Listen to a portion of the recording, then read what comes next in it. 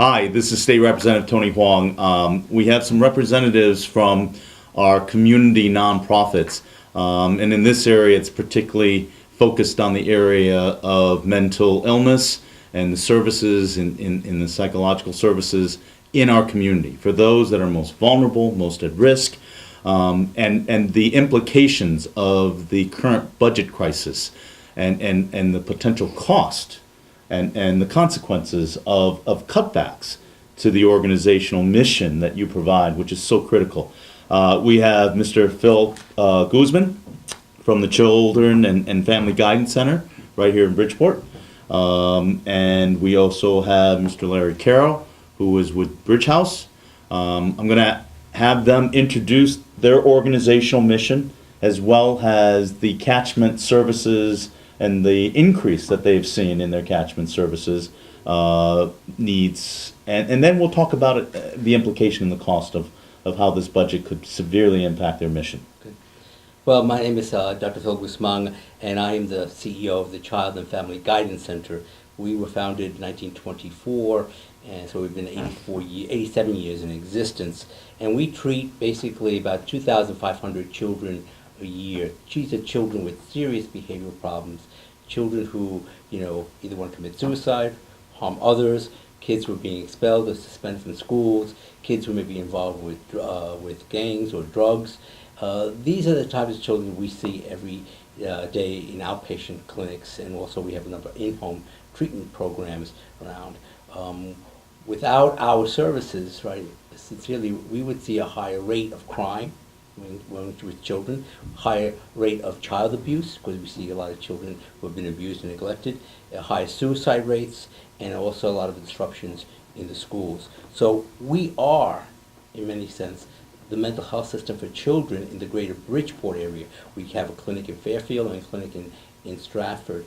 So when we think about the services, it really is the greater Bridgeport area. And if right now, because of not having a cost of COLA, a cost of living adjustment, we've had to close our Fairfield clinic from 5 days a week to 2 days a week. And we've had to combine two programs together and lay off staff as a result of not having enough funding to do our mission. Larry? Bridge House has been in Bridgeport for the last 27 years, and it was founded, very interesting, by 4 fathers who had adult children with a serious mental illness. And when the state hospital, mental hospitals were closed, there really was no place for these adults to go. And so Bridge House is part of while it's independent of its own, we follow a standard of an international Center for Clubhouse Development. And this ICCD has 400 of these clubhouses in the world, 200 in the United States, 2 here in the state of Connecticut.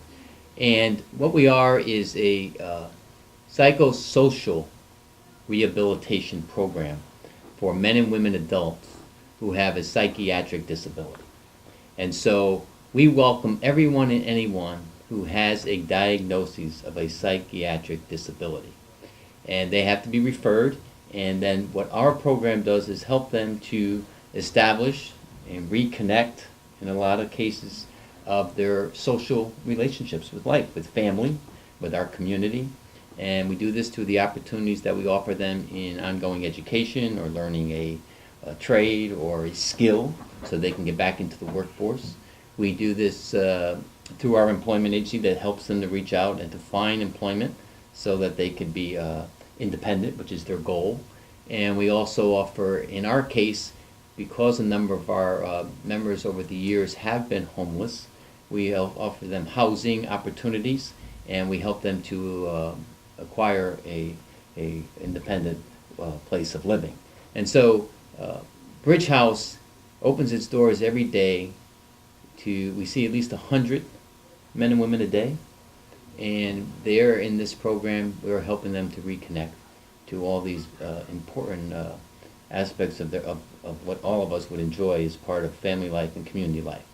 Now, the other thing with Bridge House is it really becomes very much like a family, and I think that's what the uniqueness about us. And it's not just a place where they just pass through. They come in, for the most part, most of them, and spend the whole day. And they're part of what we call a work order day. It's not a drop-in center, it's not a hangout. Everyone's involved. And that does a number of things. One, it helps them to build friendships, which is so key with someone who is struggling with any mental illness. Because without those relationships, they fall into isolation. And that's very dangerous for them. And they know that. And so these relationships are crucial. And a place like Bridge House, where they come and they feel safe and welcomed and loved and part of, makes all the difference in the world in their ongoing recovery and their overall mental health. Just this morning, I was sitting in my workspace and I could hear out in the hallway a young man who's probably 20 years old, 21.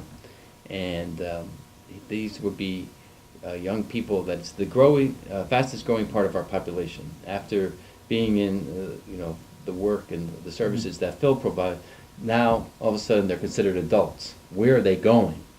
Fortunately, this has become a very good program at Bridge House. And so this young man, I can just hear him out there saying to someone, I just love Bridge House, he says. I just feel like I can come here and I can just be myself. Because most of society has such a stigma about anyone with mental illness, they don't experience that anywhere. This place is crucial for the overall health and well-being of all these folks who we serve, and therefore for the community, for their families. And we do serve, while we're in Bridgeport, and a great number of our populations from Bridgeport, we serve folks from Fairfield, from Trumbull, from Milford, from Monroe, from Stratford, from Westport. We have them all, Norwalk. So it's a very wide range of services. For both of you, in the area of mental illness and mental health, with our economic challenges and the increased pressure of a fast-paced world and challenges and disappointments, do you see an increase in the services that you provide? Larry, I think you bring up a great point. Going into adulthood and also in your work with children, you're looking to give guidance and support, an environment of caring and protection. Yeah. I think anyone with mental illness, they face many challenges every day, obviously. But I think when they're fortunate enough to have been connected to the program of Phil's, where they have that support and that structure, and then all of a sudden kind of graduate out of that age group, those next few years are crucial. Because otherwise, if we don't have the support for them as young adults, the chances of them being productive in their older years is going to be almost nil. And I think what we're trying to do is try not to get our children to that level where they're in the adult mental health. We really want to minimize the impact that mental illness has on individuals so they can be functioning better in any situation. But you're right, when the economy goes down, the stress level of individuals go up. The stress of families go up, so you see a higher rate of child abuse, you see a higher rate of suicidality, even among children. It's increasing. You see issues about harming others, violence that we see in society. All these things happen. So some of the services that we offer are really fundamentally needed because families can't turn. The state doesn't have a comparable system, basically, other than residential care when they do need it. But for most average citizen in our communities, they look to our services. And when we have to say to them, I'm sorry, we're full. We can't, we have to wait for that service. Now, someone who has mental illness waiting, the clock is ticking. It gets worse. It doesn't get better. So it's like going to a regular physician, doctor, and you have an illness. If you don't treat it, it's going to get worse. So you either pay now or you pay more at the other end. Well, you both raise a very good point. What happens if you're not there for the people that need you the most? Well, in our case, I know if we're not there, our members don't have a place to go. A lot of them don't have families. We're open every single day, including Christmas and all the holidays and everything that's coming up. We're open every year on those days and have all those celebrations like any private family would, because that is their family. So without us there, they have nowhere to go. chances are they're going to really fall into more isolation, which means that their mental illness that they deal with is going to become more compromised, which means they're going to end up in the emergency rooms, which means that the cost of that is just, so much greater than what the cost is to have a place like Bridge House open. And it's going to fall back on the states, because who's going to care for these folks? And it just doesn't make sense. And it just continues to snowball and just gets bigger and bigger. You think about even children's services, if we're not there. For example, we have an emergency mobile crisis service.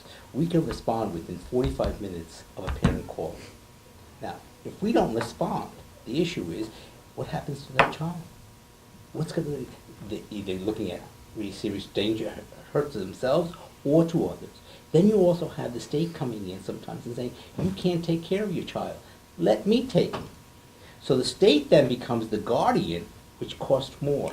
It costs more, and as we said about this, is you look at budgetary numbers, Right. okay? And people say, look, there's no hard financial cost to it. But what I am hearing is the fact that not only is this a humane and intrinsic one, but it has significant financial Exactly. and fiscal implications. Case in point, you're talking about young people in need of mental health. If they're not given that opportunity, they become either the ward of the state Right. or go into a correctional facility, which is borne by the taxpayers. Exactly. And you're talking about a broader population of homelessness, as well as Legal potential issues. legal issues, and they become the Health. ward of the state as well, and that is a cost. Yeah. Yeah.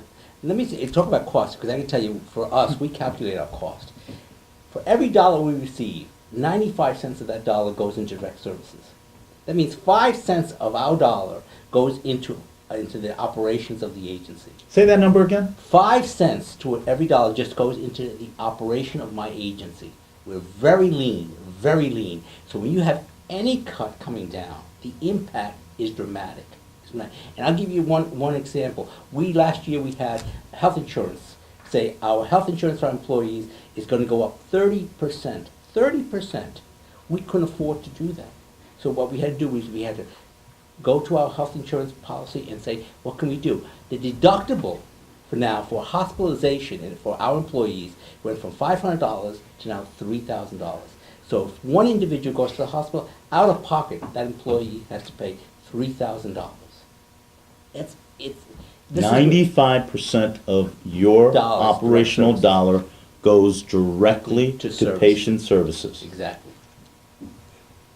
And our costs are so tight, we're lean as well, and it's intentionally built that way to the philosophy of why Bridge House works, and that is that we have a lean staff so that our members have a responsibility of getting the work of Bridge House done. Right, So right. that's why Having visited, we're able to stay yes. lean, but at the same time, we're so lean that when a cut comes, and it has, and in this case, by the way, we got the 5% cut, but we're talking about a 5% cut out of our full budget, which is already 6 months into, so we got to cut that whole 5% out of the last 6 months, which really makes the cut a lot bigger.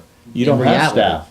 In reality. I mean, So we had to I cut visited staff. your organization, and I know your members Right. serve in answering Everything. and greeting people and They are in answering every phones. facet of our operation, everything. And so when these cuts come and we lose staff, that helps to be there as the one who helps coordinate and motivate and work together with our members will be gone. Right. So that makes the challenge of providing the services that much greater. And in addition to what we do at Bridge House, we also staff the homeless drop-in center, which meets our homeless every day. So we're going to lose staff there.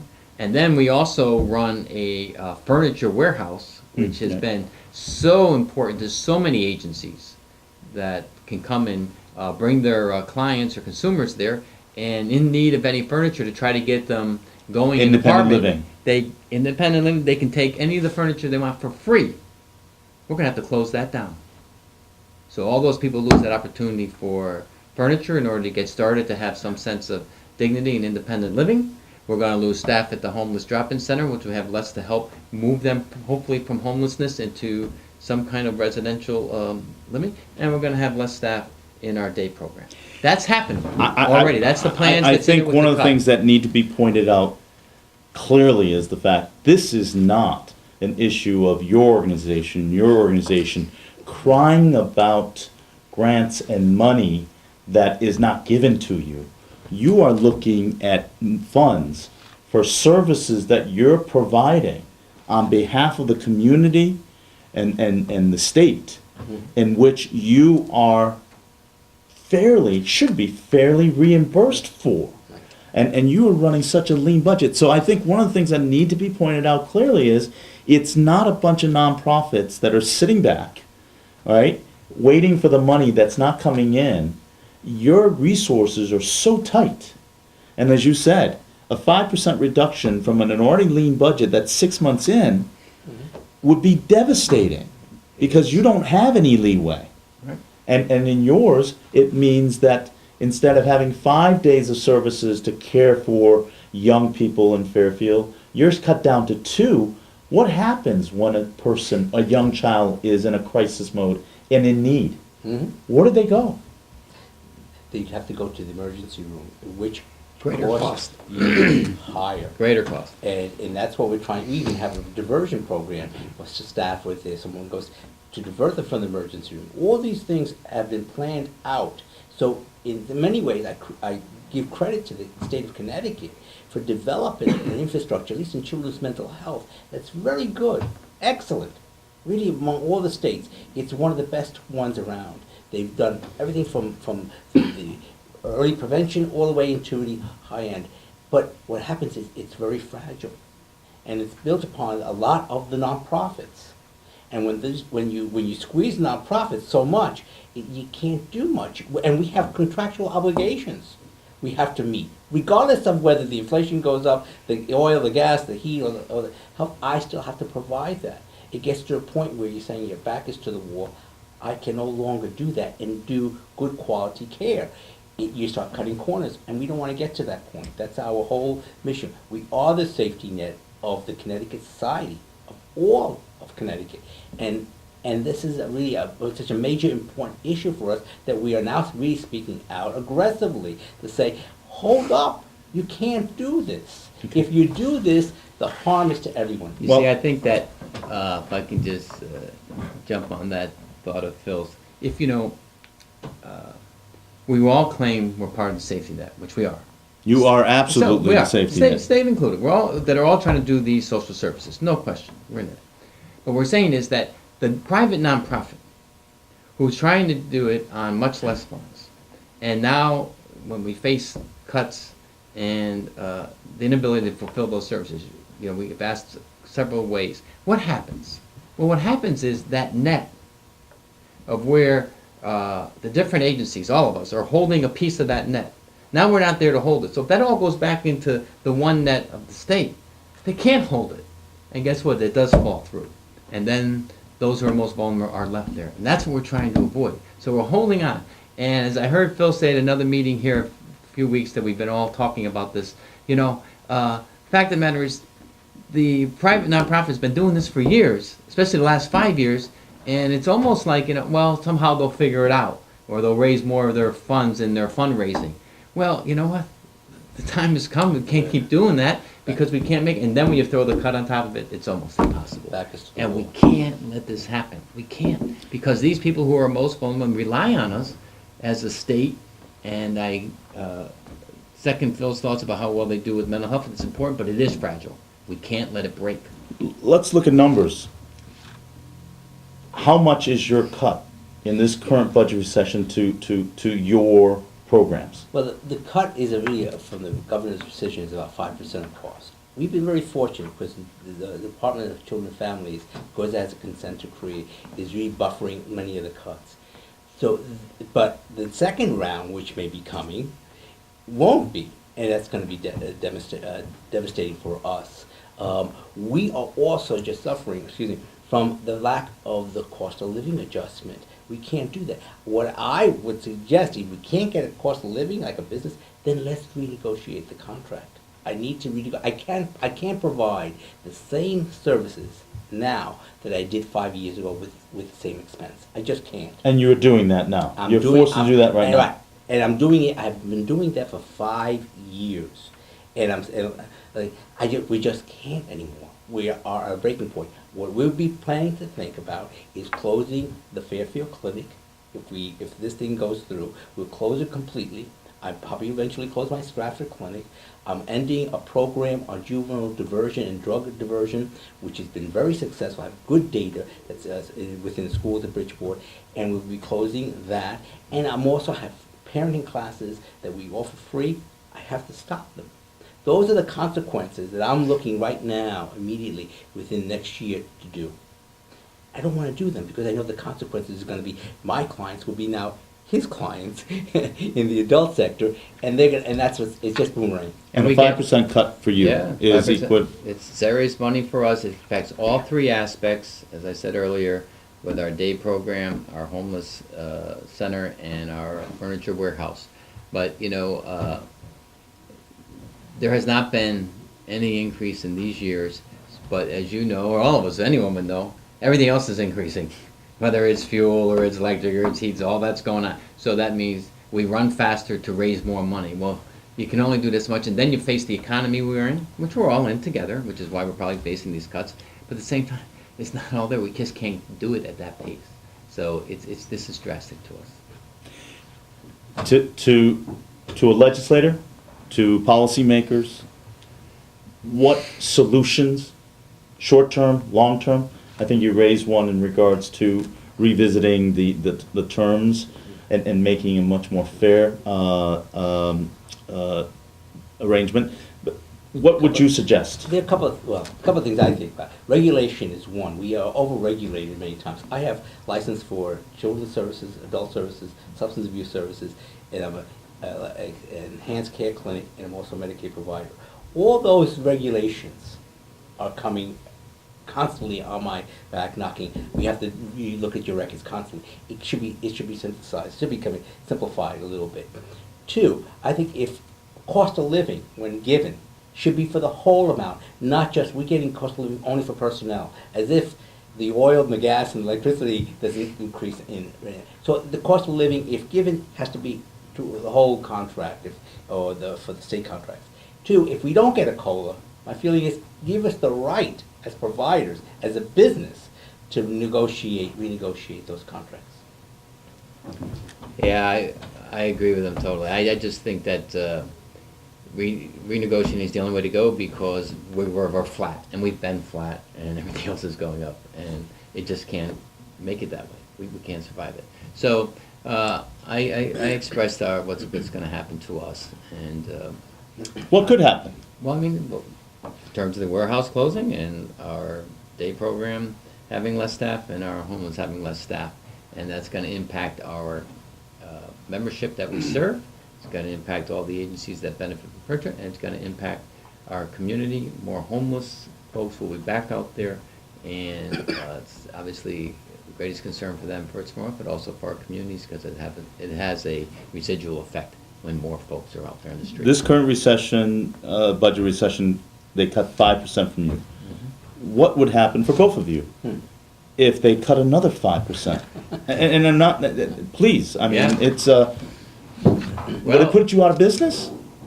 Well, obviously, I think Marty said it earlier today, we're so committed to our missions. We're going to do everything we possibly can to not lose our missions and our agencies.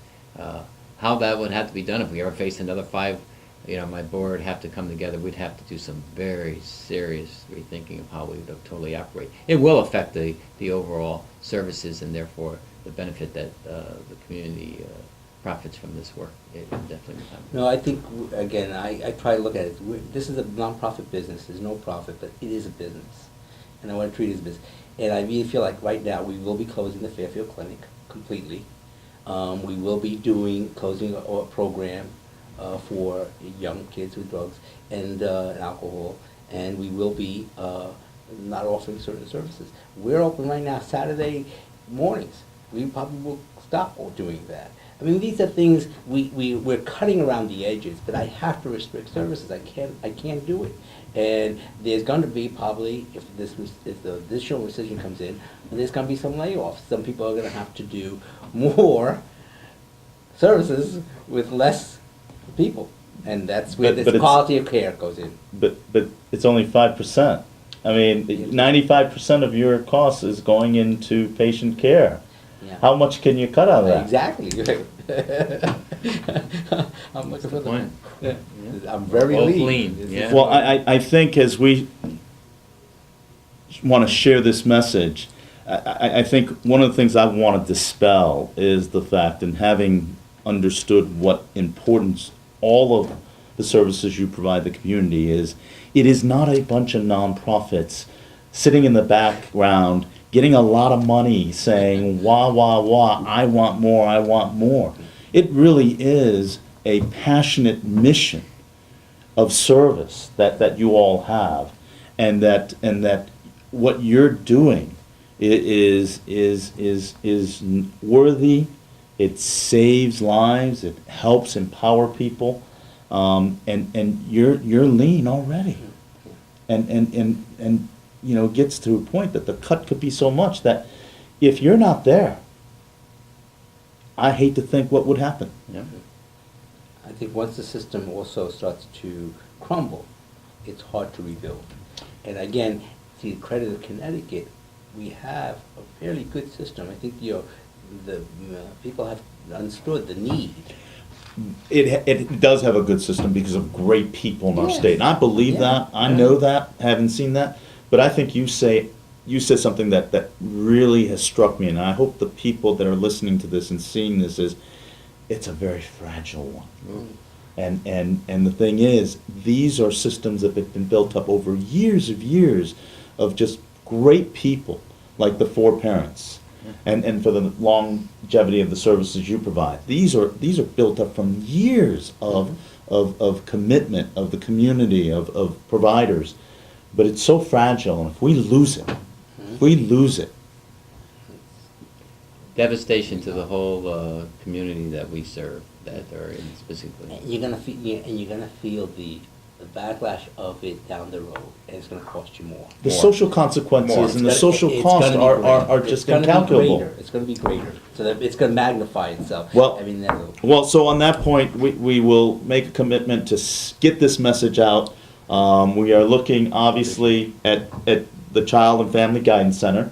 I'm sure you're more than happy to take private contributions to support your Gladly. cause, and we will try to get your website on there. I appreciate And it. obviously, the Bridge House, with their concept of a member engagement. I mean, and we talk about mental health, and you are empowering these people.